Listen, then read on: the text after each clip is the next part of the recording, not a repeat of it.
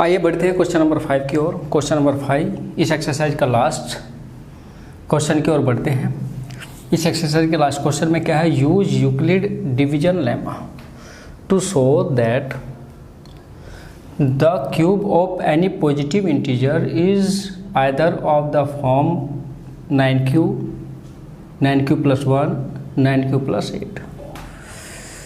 मेरा मानना है अगर आपने क्वेश्चन नंबर 4 को अच्छी तरह समझ लिया है तो क्वेश्चन नंबर 5 आसान बन जाता है, क्योंकि क्वेश्चन नंबर 5 क्वेश्चन नंबर 4 की तरह है।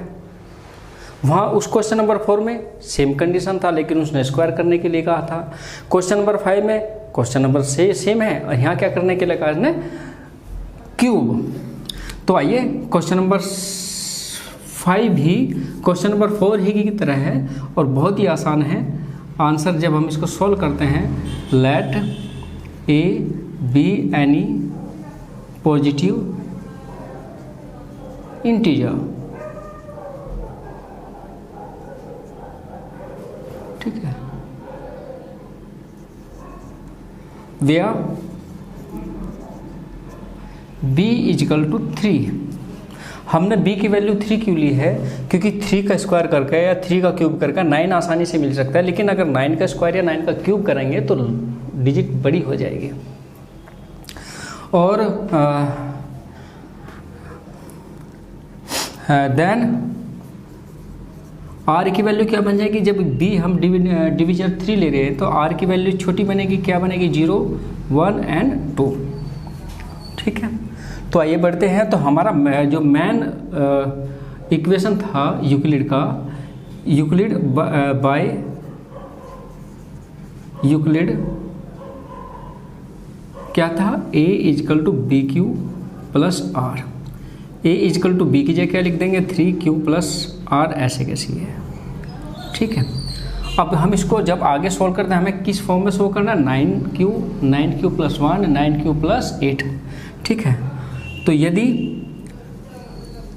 आपका r क्या ले लो, 0 और b आपका 3 है, तो इक्वेशन क्या बन जाता है, a = bq + r था, b की जगह 3q, ऐसे कैसे, r की जगह क्या लिखेंगे हम, 0, तो 3q बन गया। अब किसने कहा क्यूब करने के लिए, तो taking cube in both side, a cube हो गया, 3 9 का क्यूब हो गया,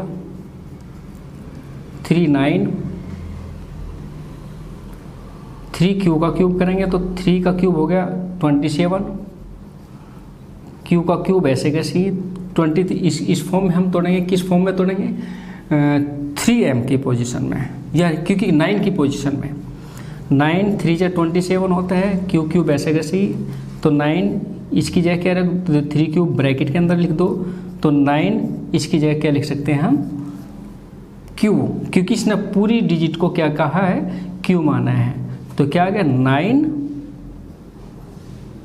क्यू, वेयर, क्योंकि इसने खुद कहा है 3q को क्या माना है इसने, क्यू।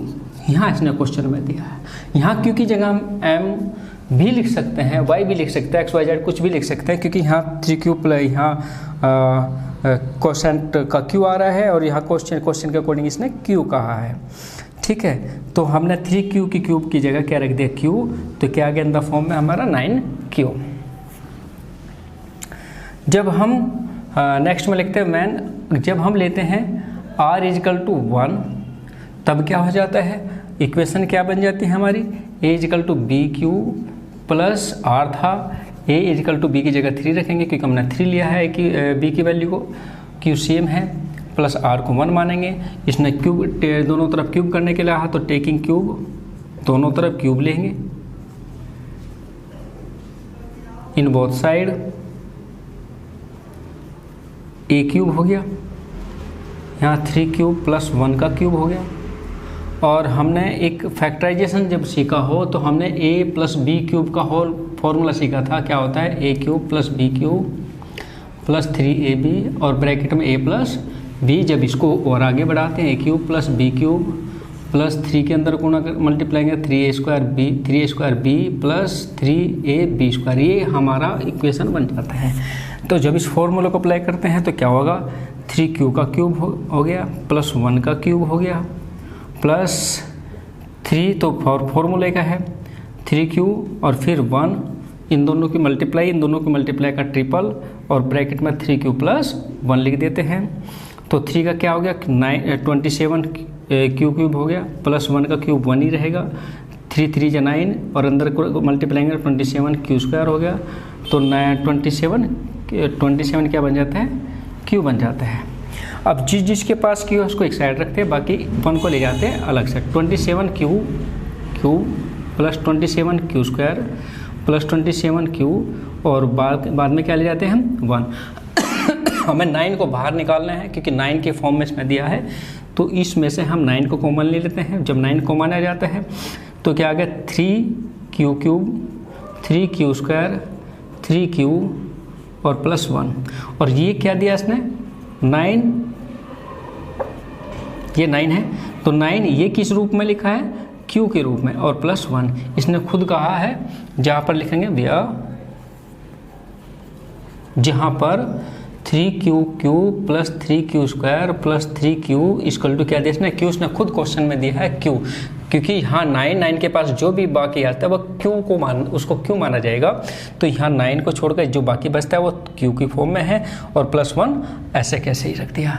तो हमने क्या किया, सेकंड पार्ट का जब हम r की वैल्यू 1 लेते हैं तो ये पार्ट हमारा प्रूव हो जाता है, और यदि r इक्वल टू क्या लेके चलो 2, तब क्या होगा, इक्वेशन बन जाती है हमारी 3q प्लस 2, 3 कहाँ से, b की वैल्यू हमने ली थी, तो टेकिंग क्यूब a³ हो गया, 3q प्लस 2 का क्यूब हो गया, वही फॉर्मूला लगाऊंगा 3q का क्यूब प्लस 2 का क्यूब प्लस 3 फॉर्मूले का 3q प्लस 2 3q इंटू 2 और ब्रैकेट में लिखेंगे 3q प्लस 2, 3 का 27 क्यूब, इसका 8 हो जाता है, प्लस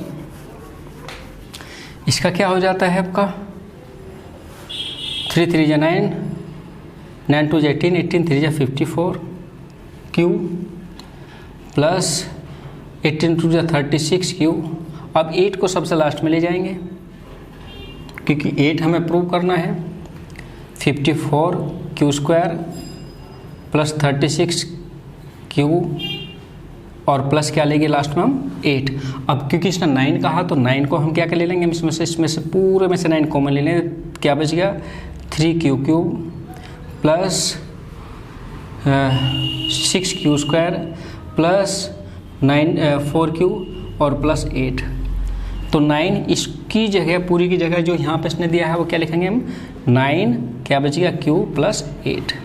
कहाँ क्यों कहा, क्यों लिखा हमने 9 की इसकी जो पूरी की जगह, क्योंकि इसने खुद कहा है 3q³ प्लस 6q² प्लस का 4q किसके इक्वल है, q के। तो देखा आपने, अगर रिमाइंडर आपका 2 हो तो आपका ये आ जाता है 9q प्लस 8, रिमाइंडर अगर आपका 1 हो तो आपका क्या है 9q प्लस 1 आ जाता है, रिमाइंडर अगर आपका 0 हो तो 9q आ जाता है। यही हमें प्रूव करना था। तो प्यारे बच्चों, इस तरह से आपका एक्सरसाइज 1.1 खत्म हो चुकी है। अगर आपको वीडियो देखने के बाद, पूरी एक्सरसाइज को समझने के बाद किसी भी तरह की कोई प्रॉब्लम, किसी भी तरह का कोई आपका क्वेश्चन है तो कमेंट बॉक्स में जाकर, कमेंट बॉक्स में अपनी प्रॉब्लम, अपना क्वेश्चन, अपनी कोई भी क्वेरी, कोई भी आप जानकारी हासिल करना चाहते हो, कमेंट बॉक्स में जाकर हमें कमेंट ज़रूर करें, क्योंकि आपके कमेंट ही हमें आगे बढ़ने के लिए मोटिवेट करेंगे। और वही कमेंट हमें कुछ हमारे जो ड्रॉबैक्स हैं उन कमेंट के माध्यम से हम ड्रॉबैक्स को आगे आने वाली वीडियो में हम उनको सॉल्व करेंगे और आगे की वीडियो को हम बढ़ाएंगे। तो एक्सरसाइज 1.1 के बाद हम एक्सरसाइज अगली वीडियो में हम लेकर आएंगे एक्सरसाइज 1.2।